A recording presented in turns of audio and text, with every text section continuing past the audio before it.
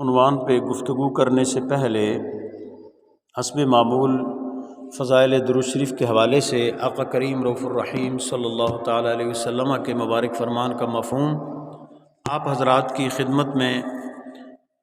ہمارے آقا و مولا صلی اللہ تعالیٰ علیہ وسلم کے مبارک فرمان کا یہ مفہوم ہے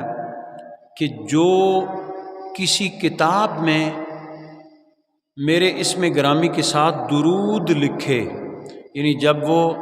آقا کریم صلی اللہ تعالیٰ علیہ وسلم کا اسم گرامی لکھے تو ساتھ درود شریف لکھے، تو قیامت تک جب تک وہ کتاب باقی رہے گی اللہ کے فرشتے اس بندے پہ اللہ کی رحمتوں کی دعا کرتے رہیں گے۔ تو یہ بہت بڑی سعادت ہے، اور کسی کتاب میں کہیں پہ بھی اسم گرامی لکھنا پڑے تو ضرور درود شریف لکھا کریں، تاکہ ہمارا شمار بھی ان لوگوں میں ہو کہ جن پہ اللہ کے ملائکہ تا قیامت رحمتوں کے نزول کی دعائیں کرتے رہتے ہیں، اور اس کتاب کا اس ورق کا ادب بھی بہت ضروری ہے۔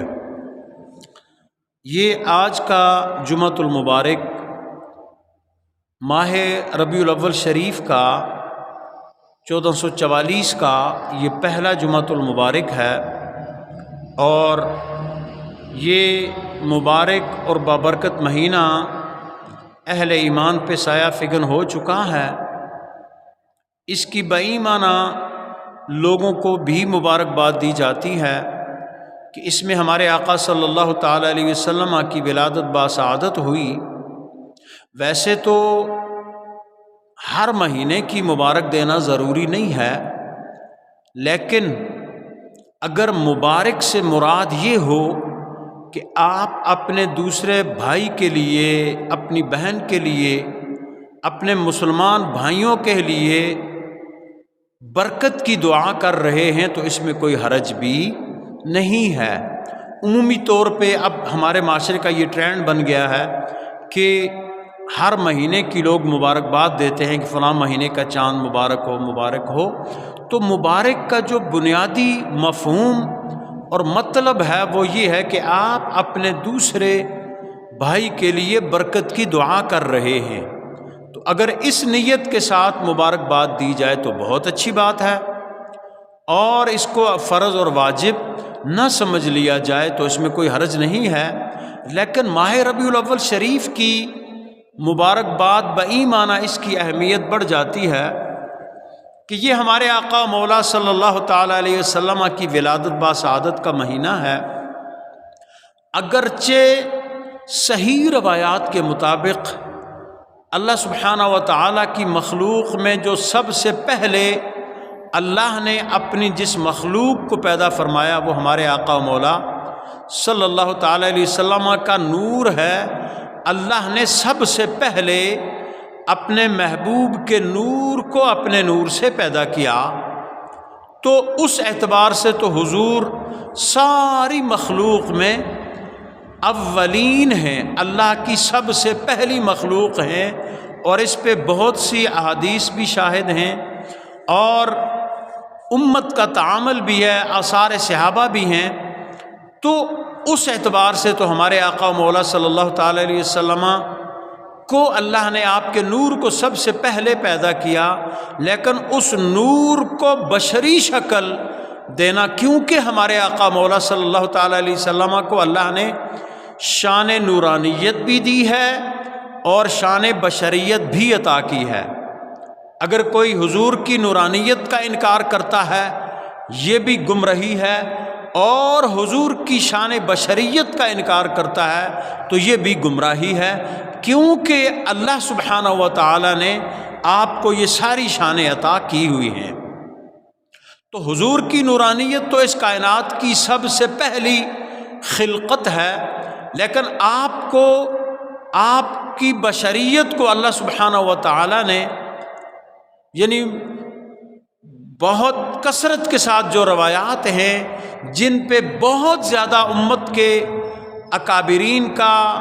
محدثین کا، مفسرین کا، اصولیین کا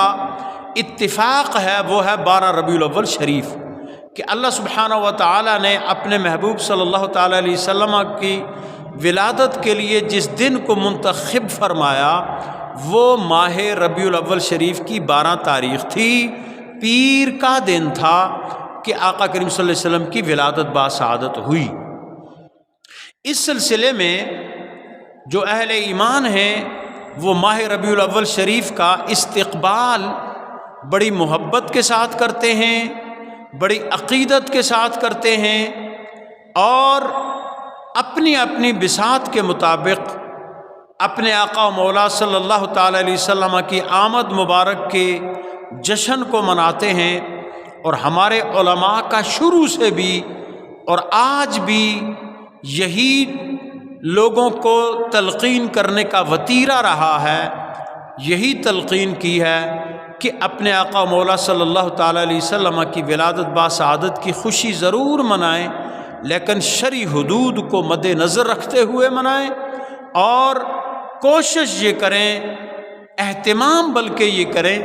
کہ شریعت کا جو دائرہ ہے اس سے باہر وہ نہ نکلیں۔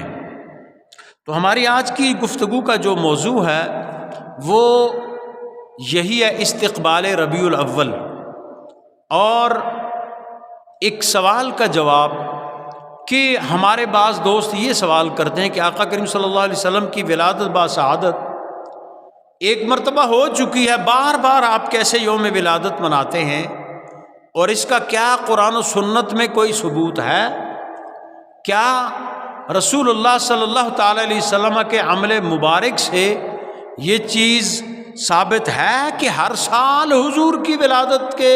دن کو سیلیبریٹ کیا جائے، اس کو منایا جائے؟ تو آج کی اس گفتگو میں ہم اسی سوال کا جواب تلاش کریں گے، اور وہ قرآن و سنت کی روشنی میں ہی کریں گے۔ ربیع الاول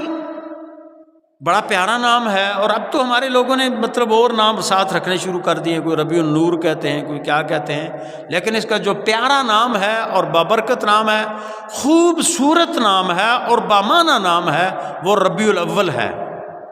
ربیع کا مطلب ہوتا ہے بہار، اور اول مطلب پہلی بہار، یعنی اللہ سبحانہ و تعالی نے اپنے محبوب کی دنیا میں آمد کے لیے جس مہینے کو منتخب فرمایا اس کا نام ہی پہلی بہار ہے، اور اس سے یہ بات بڑی واضح ہو جاتی ہے کہ حضور کی کائنات میں آمد سے ایک بہار آ گئی، اور یہ طے ہے ساری دنیا، بلکہ غیر مسلم بھی اس بات کو مانتے ہیں کہ حضور کی آمد اس پوری کائنات کے لیے بہار ہے۔ کہتے ہیں نا ربیع الاول کا جو معنی ہے اس کا، جیسے میں نے عرض کیا، پہلی بہار، تو اس میں قدرتی طور پہ جو شمع رسالت کے پروانے ہوتے ہیں ان کے چہروں پہ ایک عجیب طرح کی خوشی اور طمانینت آتی ہے، اور وہ ایک عجیب روحانی خوشی محسوس کرتے ہیں جس کا وہ مختلف انداز میں اظہار بھی کرتے ہیں۔ بڑی خوبصورت تمثیل کسی نے دی کہ بہار کا مطلب ہی کھلنا ہے، بہار کا مطلب جو بہار کا ایک اس کا ایک کام ہے وہ یہ ہے کہ مرجھائے ہوئے پودوں پہ، مرجھائے ہوئے درختوں پہ ہریالی لانا، سبزہ لانا، ان کو پربہار کر دینا۔ تو وہ تمثیل بڑی خوبصورت کسی نے بیان کی، وہ کہتے ہیں کہ میں بہار کے موسم میں درختوں کے ایک باغ میں پہنچا جہاں پہ بہت درخت تھے، جہاں پہ بہت سے درخت تھے، تو میں وہاں پہنچا۔ میں نے جب یہ دیکھا، میں نے دیکھا کہ پورے اس باغ کے جو درخت ہیں وہ کھلے ہوئے ہیں، وہ سرسبز و شاداب ہیں۔ ان میں ایک درخت جو ہے وہ مرجھایا ہوا ہے، وہ اس کی بڑی عجیب صورت ہے کہ اس کے پتے سوکھے ہوئے ہیں، مرجھائے ہوئے ہیں۔ تو میں نے زبان حال سے، ایک ہوتی ہے نا زبان قال، آپ گفتگو کرتے ہیں، زبان حال بولتے ہیں دل کی زبان، اشاروں کی زبان، کنایوں کی زبان۔ میں نے زبان حال سے اس درخت سے پوچھا کہ اے درخت یہ بتا کہ تو اس بہار کے اس موسم میں جب تیرے سارے ساتھی، تیرے آس پاس کے سارے درخت کھلے ہوئے ہیں اور ان پہ شادمانی چھائی ہوئی ہے، تجھے کیا مسئلہ ہوا ہے کہ تو مرجھایا ہوا ہے، تو مرجھایا ہوا نظر آ رہا ہے؟ تو وہ کہتے ہیں کہ درخت نے کہا بات یہ ہے کہ بالکل بہار کا موسم ہے، میرے سارے ساتھی کھلے ہوئے ہیں، وہ خوش ہیں، ان کے جو ایک مرجھایا پن تھا وہ دور ہو چکا ہے کیونکہ بہار آ گئی ہے، لیکن میں کیوں مرجھایا ہوا ہوں؟ میرے پتے کیوں سوکھے ہوئے ہیں؟ میں کیوں تجھے اداس اداس نظر آ رہا ہوں؟ اس کی وجہ یہ ہے کہ میرا رابطہ اپنی جڑ سے کٹ گیا ہے، میرا رابطہ اپنی جڑ سے کٹ گیا ہے، کسی نے میری جڑوں کو کاٹ دیا، اس لیے اگرچہ بہار ہے، اگرچہ میرے سارے ساتھی خوش اور شادمان ہیں، کھلے ہوئے ہیں، لیکن جڑ سے اس رابطے کے منقطع ہونے کی وجہ سے میں مرجھایا ہوا۔ تو وہ پھر اس کا نتیجہ یہ لکھتے ہیں کہ اے اہل ایمان، تم خوش ہو جاؤ، تم اپنے مقدر پہ مان کرو، ناز کرو کہ تمہارا رابطہ تمہاری جڑ سے قائم ہے، کٹا نہیں ہوا، کیونکہ اگر تمہارا رابطہ کٹا ہوا ہوتا جڑ سے تو تمہارے چہرے بھی بعض لوگوں کی طرح مرجھائے ہوئے ہوتے، اور تم کیونکہ حضور کی جو ذات ہے وہ ایمان کی بنیاد ہے، جڑ ہے، اور آپ سے محبت کرنا عین ایمان ہے، اور محبت کا تقاضا یہ ہے کہ محبوب کے آمد کے دن کو خوشی کے طور پہ منایا جائے، کیونکہ روایات میں یہ آتا ہے کہ جو شیطان ہے، بہت سی کتابوں میں ہے، اور امام ابن کثیر نے البدایہ والنہایہ میں بھی اس کو درج کیا ہے کہ جو ابلیس تھا، شیطان، وہ 4 مرتبہ رویا، وہ اپنی پوری اس طویل جو اس کا پیریڈ ہے اس میں وہ 4 دفعہ رویا ہے، اور اپنے سر پہ گویا اس نے خاک ڈالی ہے۔ ان میں سے پہلی مرتبہ وہ اس وقت رویا کہ جب اس پہ اللہ سبحانہ و تعالیٰ نے لعنت کی، اس کو ملعون قرار دیا، اس وقت وہ رویا کہ ظاہر سی بات ہے وہ بہت بڑا عابد تھا، زاہد تھا، پرہیزگار تھا، نمازی تھا، فرشتوں کی مسجد کا امام تھا، تو اس نے اللہ کے نبی کی بے ادبی کی، گستاخی کی، اپنے آپ کو اس سے بہتر کہا، اس نے کہا انا خیر منہ، میں اس سے بہتر ہوں، تو اللہ سبحانہ و تعالیٰ نے اس پہ وَإِنَّ عَلَيْكَ لَعْنَتِي إِلَى يَوْمِ الدِّينِ، تجھ پہ تا قیامت میری لعنت برستی رہے گی۔ اس وقت پھر ابلیس رویا پہلی مرتبہ، اور دوسری مرتبہ وہ تب رویا کہ جب اسے آسمان سے زمین پہ اتارا گیا، اس کو پھر اللہ نے وہاں سے ملعون و مردود قرار دے کے فَاخْرُجْ إِنَّكَ مِنَ الصَّاغِرِينَ، نکل جا یہاں سے کہ تو ذلیل ہے، اس کو اللہ نے وہاں سے نکال دیا۔ دوسری مرتبہ وہ اس وقت رویا تھا، اور تیسری مرتبہ وہ اس وقت رویا کہ جب رسول اللہ صلی اللہ علیہ وسلم کی ولادت باسعادت ہوئی،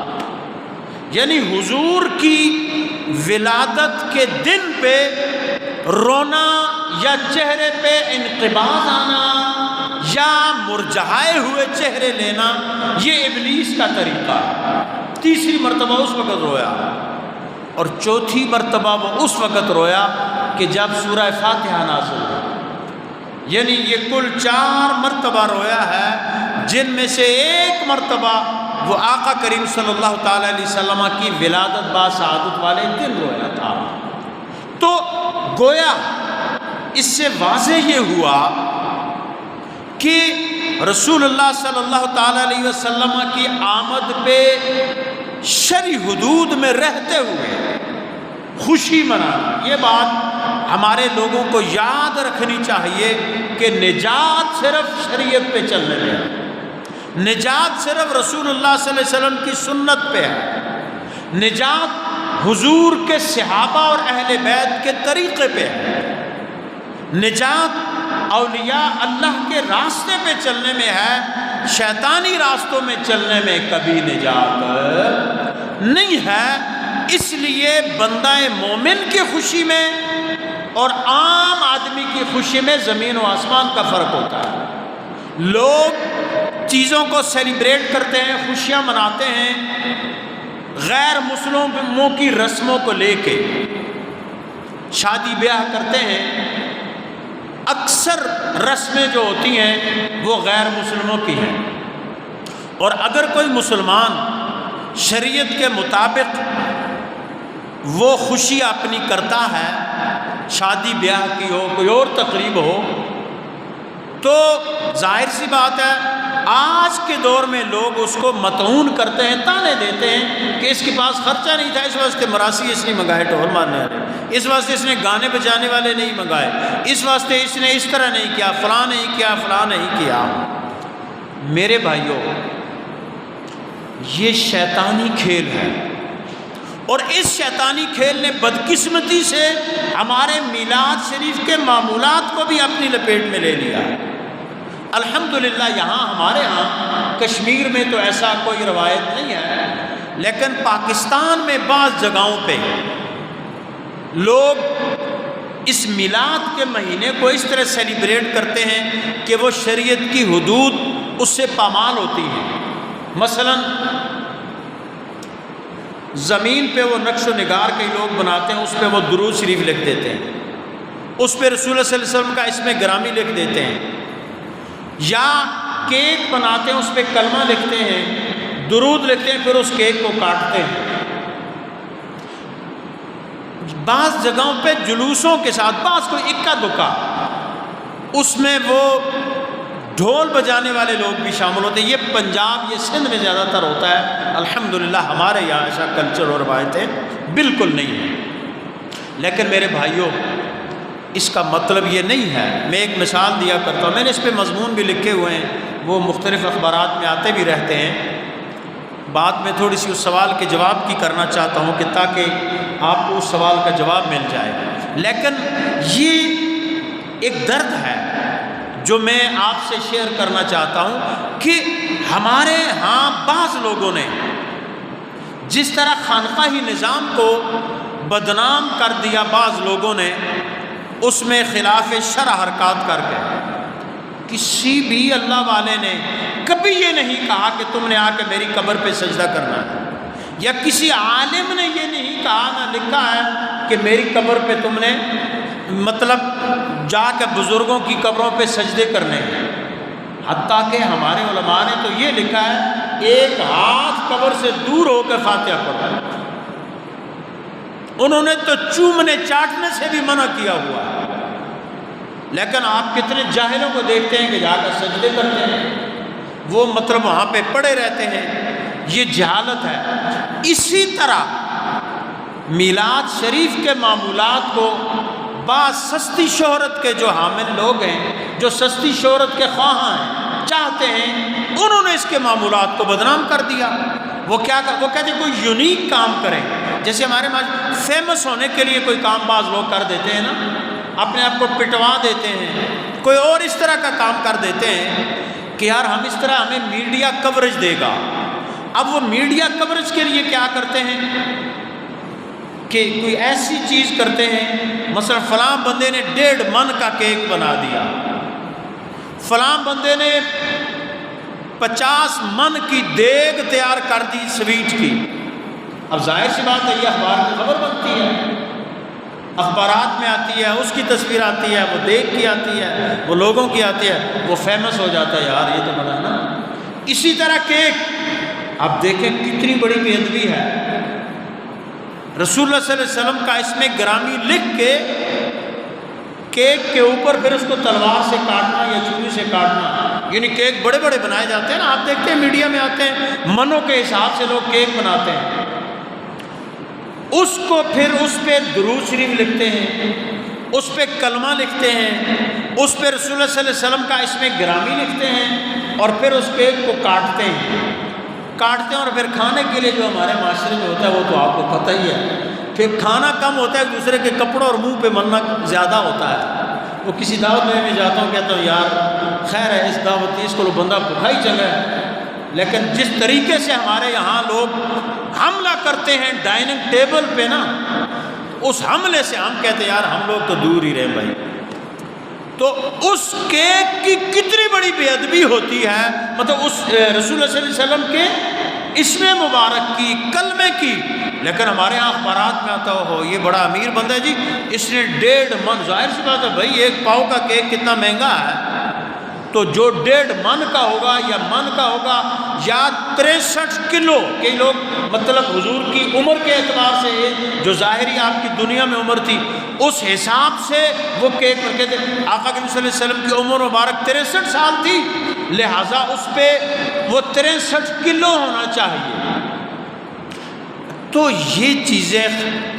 چیزیں درست نہیں ہیں، نہ ہی ہمارے بزرگوں کے معمولات میں سے ہیں، یہ چیزیں ہمیں یاد رکھنی چاہیے، کیونکہ پھر لوگ سارے کا سارا جو الزام ہے وہ ہمارے پورے طریقے کو مطلب ہے بدنام کرنے کے لیے لگاتے ہیں۔ اس لیے میرے بھائیوں میں عرض یہ کر رہا تھا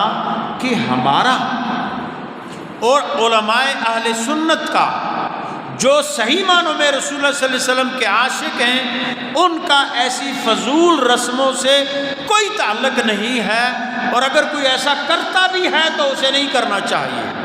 بلکہ میں ایک اور بات اس سے آگے بڑھ کے کہا کرتا ہوں کہ ہمارے یہاں عمومی طور پہ بعض جگہوں پہ بلکہ اکثر جگہوں پہ گھروں میں محفل میلاد ہوتی ہے،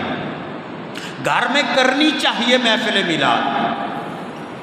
گھر کے لوگ جمع ہو کے کر لیں، یا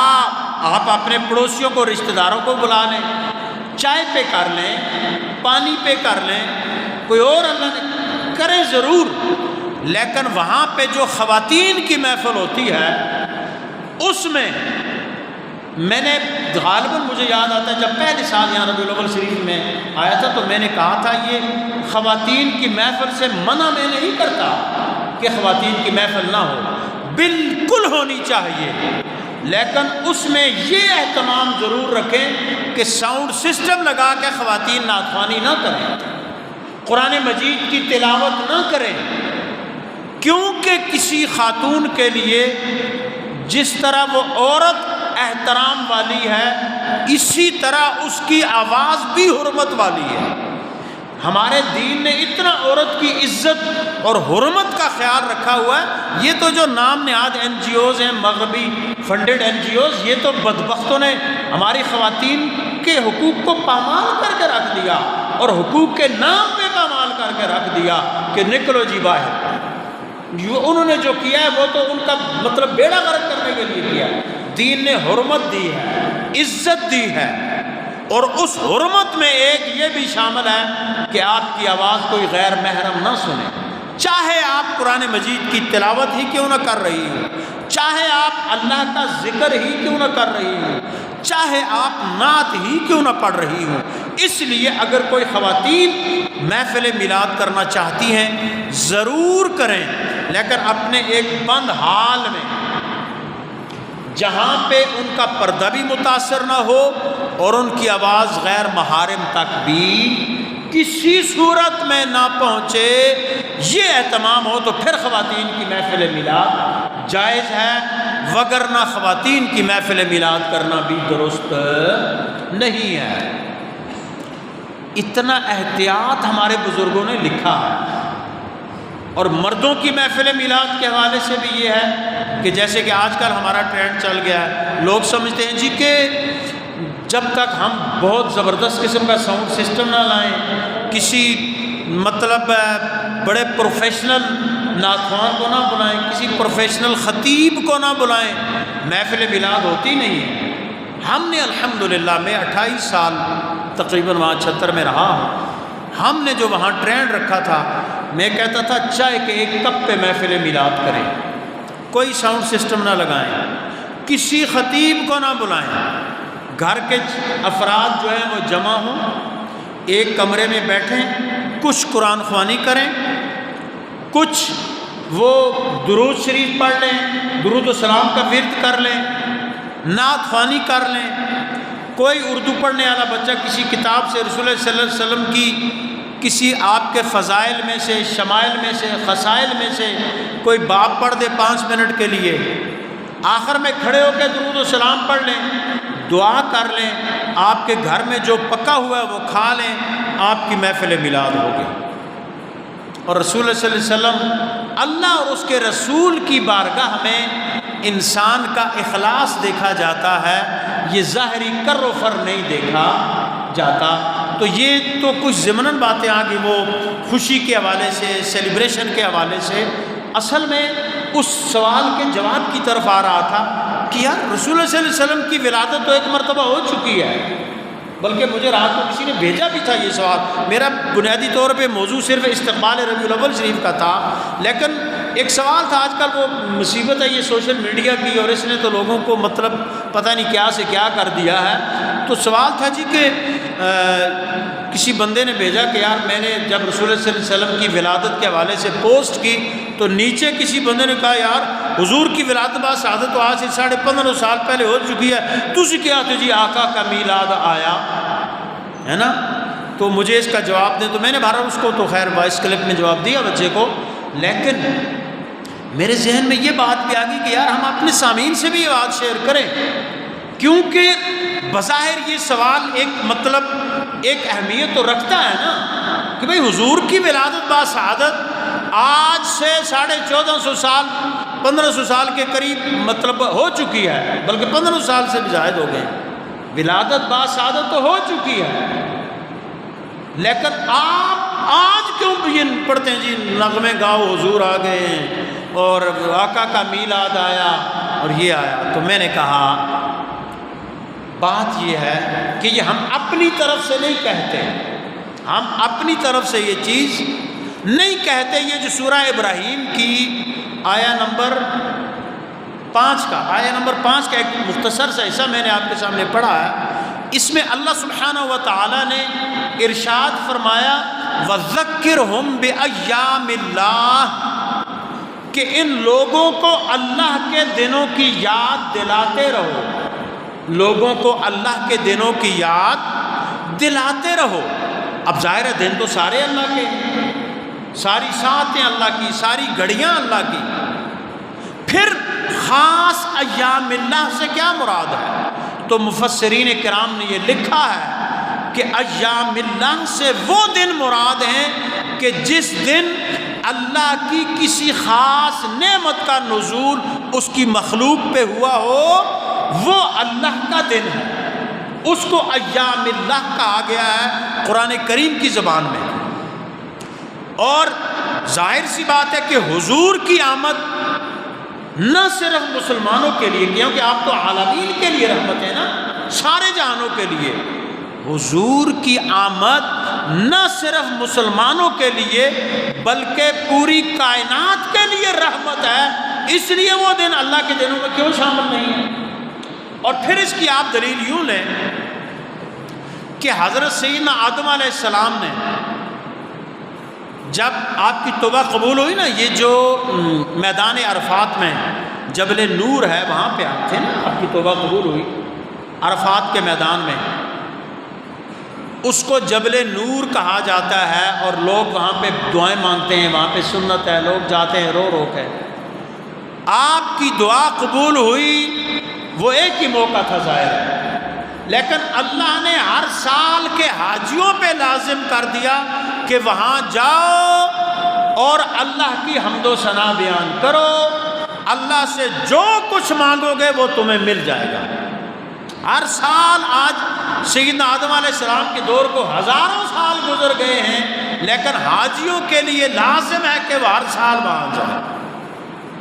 حضرت سیدہ ہاجرہ رضی اللہ تعالی عنہا نے آپ ایک مرتبہ صفا اور مروہ کے درمیان دوڑی تھی سیدنا اسماعیل ذبیح اللہ کے لیے پانی تلاش کرنے کے لیے، لیکن اللہ نے تا قیامت آنے والے زائرین اور معتمرین اور حجاج کے لیے یہ واجب کر دیا کہ تم نے بھی یہاں ایسے دوڑنا ہے جس طرح میری ایک بندی دوڑی تھی۔ اب ظاہر حضرت آپ نے پانی تو تلاش نہیں کرنا ہوتا وہاں پہ نا،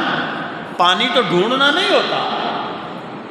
آپ نے اللہ کی اس بندی کی ایک سنت کو زندہ کرنا ہوتا ہے اور اللہ نے اس کو واجب قرار دے دیا۔ اسی طرح جب یہ طواف میں ایک چلنا ہوتا ہے جس کو رمل کہتے ہیں، رمل چلنا یعنی مطلب باوقار چال چلنا، جس کو عرف عام میں اس وقت کہتے تھے خوب اکڑ کے چلو، رمل کر کے چلنا طواف کے 3 پھیروں میں یہ سنت ہے۔ تو رمل اس وقت آقا کریم صلی اللہ علیہ وسلم نے صحابہ کو حکم دیا تھا کہ یہ کافر تمہارے اوپر تانا زنی کرتے ہیں نا کہ یہ مسلمان غریب جین، یہ مطلب کمزور ہیں، لہٰذا تم اپنی طاقت کے اظہار کے لیے طواف کے ان چکروں میں خوب رمل، خوب اکڑ کے چلو تاکہ کفار کو تمہاری طاقت کا اندازہ ہو۔ اب یہ اس دور کے لیے تھا، لیکن آج تک کے لیے طواف میں اس چیز کو لازم کر دیا گیا ہے کہ تم نے اگر طواف کرنا ہے تو اس کے ان پھیروں میں تم نے ایسے رمل کر کے چلنا۔ علی ھذا القیاس میں نے مطلب تھوڑی سی مثالیں دی ہیں۔ ایک اور مثال اور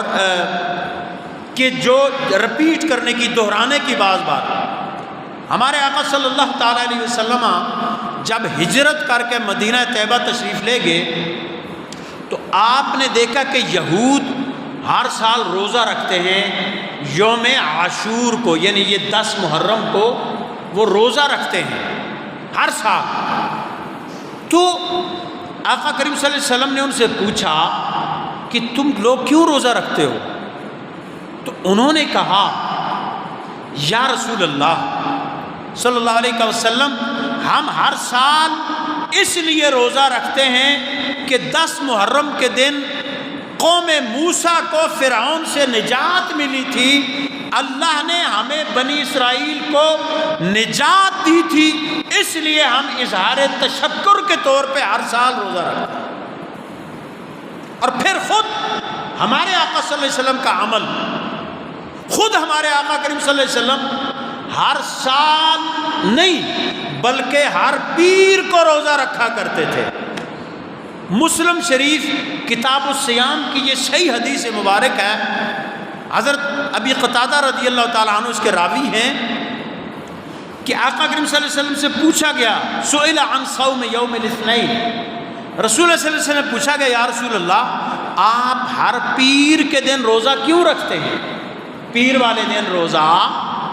کیوں رکھتے ہیں؟ آقا کریم صلی اللہ علیہ وسلم نے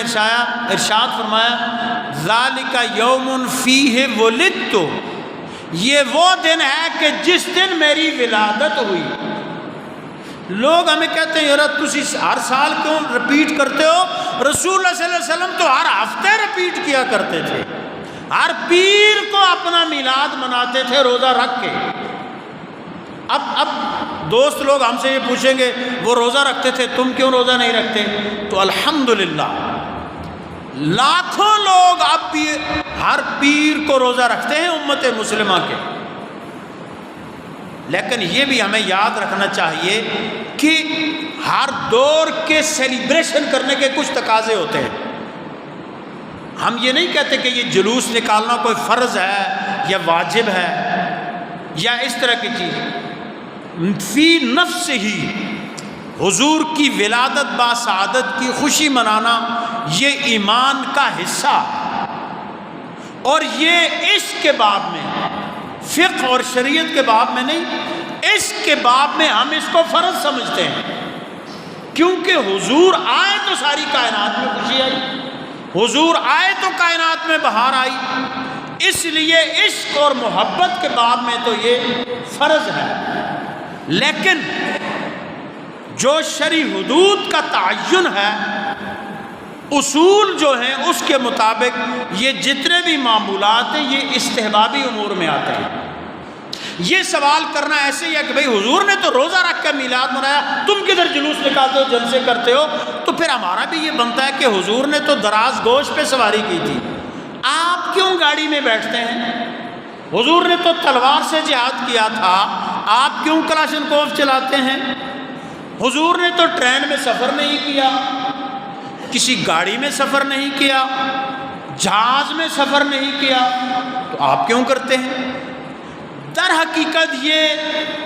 احمقانہ باتیں ہوتی ہیں۔ وہ میں سنایا کرتا ہوں، جس کو لطیفہ عرف عام میں کہتے ہیں کہ یار وہ کسی شادی میں نا، وہ مطلب دولہا میاں جب گئے سجے سجائے ہار شار ڈالے ہوئے، میں اپنے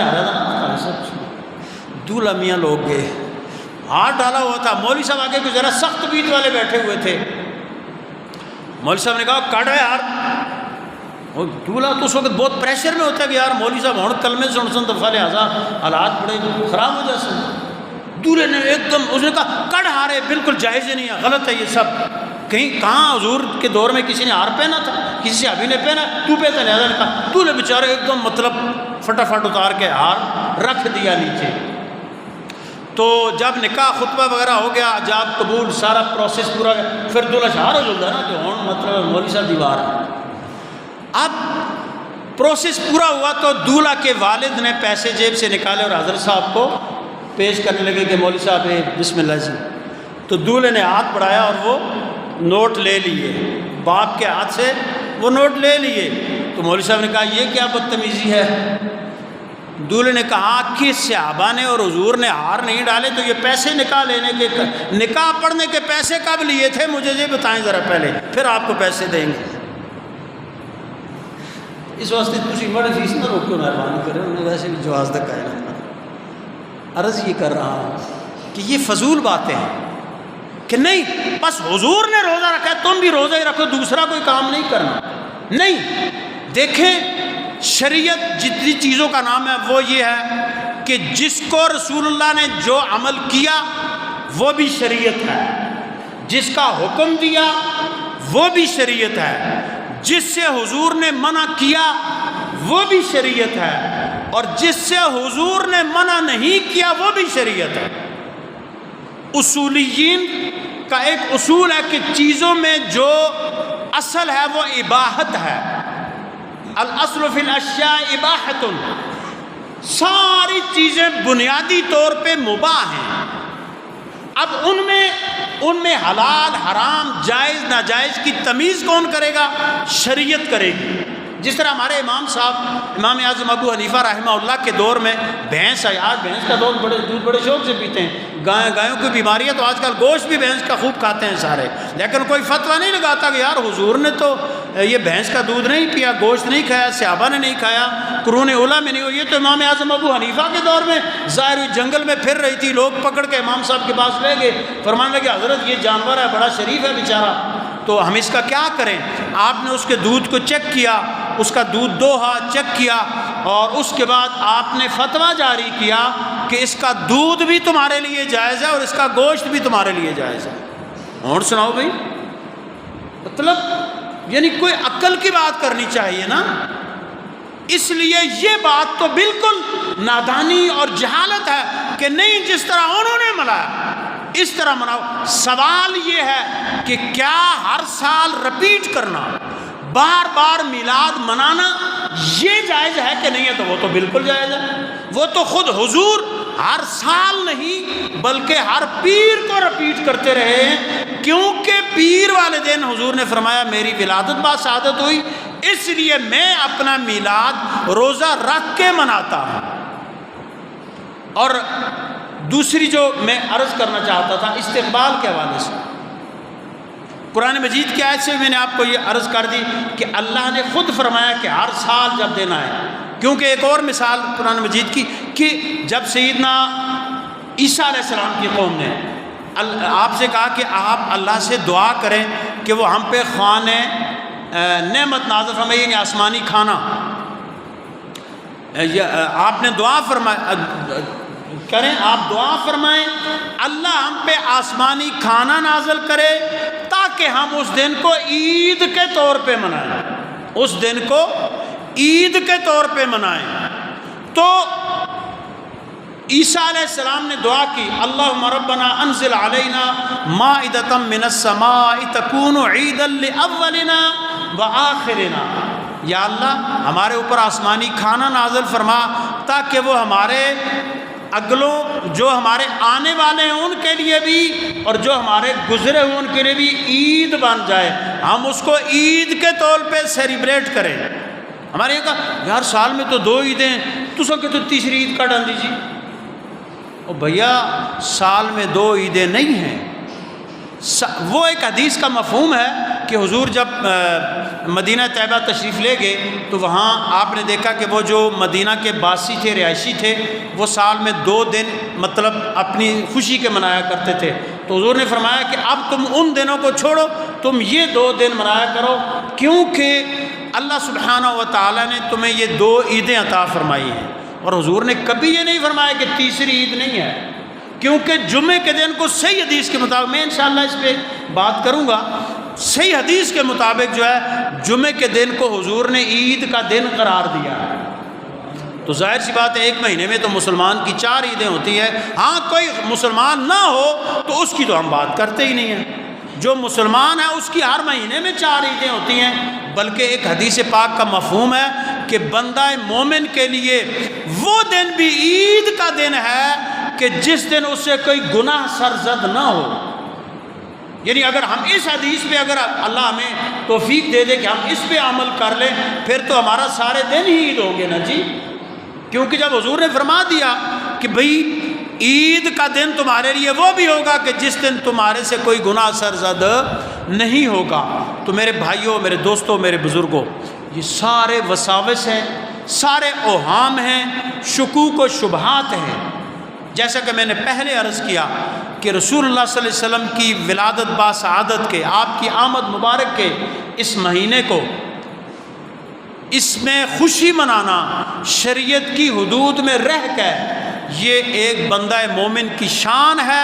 ہمارے آقا صلی اللہ علیہ وسلم کا طریقہ ہے، حضور کے صحابہ نے یہ عمل کیا، صالحین امت نے یہ عمل کیا، شروع سے لے کے آج تک یہ عمل ہوتا رہا ہے، اور یہاں تک کہ حضرت شاہ ولی اللہ محدث دہلوی رحمۃ اللہ علیہ، حضرت حاجی امداد اللہ مہاجر مکی اور دیگر بزرگوں کے حوالے سے میں عرض کر رہا ہوں کہ انہوں نے کہا کہ حرم مکہ میں یعنی حرمین شریفین میں 12 ربیع الاول شریف کو باقاعدہ طور پہ ہر سال میلاد شریف کا جلوس بھی نکالا جاتا تھا اور جشن عید میلاد النبی منایا بھی جاتا تھا، تاکہ آج سے یہ کچھ 90 سال پہلے جب یہ گورنمنٹ آئی ہے تو اس نے اپنے طور پہ تو پابندی لگائی ہے، لیکن باقی پوری دنیا میں منایا جاتا ہے، وہاں بھی انفرادی طور پہ محافل میلاد ہوتی ہیں۔ آپ سے بھی میری یہ گزارش ہے کہ ماہ مقدس ہمارے اوپر جلوہ فگن ہے، جس طرح میں نے پہلے کہا کوئی لمبے چوڑے اہتمام کی نہیں ضرورت، گھر کے افراد 1-2 معمولات کا اضافہ کر دیں، تھوڑا سا بچوں میں بھی یہ ہو جائے گا، گھر میں ایک وقت مقرر کر دیں، 5 منٹ 10 منٹ 15 منٹ سارے گھر کے افراد ایک کمرے میں بیٹھیں، درود شریف کا ورد کر لیں، اس کے بعد دعا کر لیں، بس آپ کی وہی محفل میلاد ہو جائے گی۔ تھوڑا سا اضافہ کرنا چاہیں کوئی تھوڑی سی تلاوت کر دیں، کوئی نعت پڑھ دے، بیٹھ کے کچھ دیر کے لیے درود و سلام کا ورد کر لیں، حضور کی سیرت کا، حضور کے فضائل خصائل شمائل کا کوئی ایک باب پڑھ لیں، کسی بچے سے اردو کی کتاب سے پڑھا دیں، آخر میں کھڑے ہو کے درود و سلام پڑھ لیں، آپ کی محفل میلاد ہو جائے گی۔ اس کے لیے لمبے چوڑے اہتمام کی ضرورت نہیں ہے۔ اگر ہم ان حدود اور قیود کو برقرار رکھ کے میلاد شریف کے اس مہینے کو سیلیبریٹ کریں گے، اس کی خوشی منائیں گے، اللہ بھی ہم سے راضی ہے، اللہ کا رسول بھی ہم سے راضی ہے۔ ماہ مبارک کا شایان شان استقبال کرنا ایک مومن کی دلی آرزو ہے اور مومن کے عروج کا باعث ہے، لیکن یہ بات یاد رکھیں، شریعت کی حدود کو مد نظر رکھیں، کسی وسوسہ ڈالنے والے کے وسوسے کی پرواہ نہ کریں، کسی کے سوالوں کی طرف توجہ نہ دیں۔ بہت سے فضول سوالات ہوتے ہیں۔ مجھے رات کو ایک سوال کسی نے بھیجا کہ جی یکم ربیع الاول کو تو مسلمانوں نے حضرت سیدہ معاذ اللہ استغفر اللہ کہ ان کے گھر کو آگ لگائی تھی، استغفر اللہ معاذ اللہ۔ تو میں نے کہا یار خدا کا خوف کرو یار، کچھ اللہ سے ڈرو۔ تو یہ چیزیں سوشل میڈیا آج کل ہمیں بہت خراب کر رہا ہے، ہمارے بچوں کے نوجوانوں کے ذہن کو۔ کوئی چیز بھی ایسی آئے اپنے، یہ امام اس لیے نہیں ہوتا کہ ختم ہی پڑھا لو خالی، تو دعائیں کرا لو، جی مر گیا تو جنازے ہی پڑھا لو۔ امام اس واسطے بھی ہوتا ہے کہ اس کو لوگ کوئی رہنمائی کرو، پوچھا کرو اس کو، لو مسئلے کو جو پتہ بھی لگا ہے امام صاحب کو پتہ بھی لگا ہے کہ یار آپ کا جو فلانے عجیب وہ فلاں پوسٹ آئی تھی سوشل میڈیا پہ، سوشل میڈیا کو گولی ماریں۔ یہ بہت فضول کام ہے، اس نے بہت لوگوں کو خراب کیا ہے۔ بہرحال اللہ سبحانہ و تعالیٰ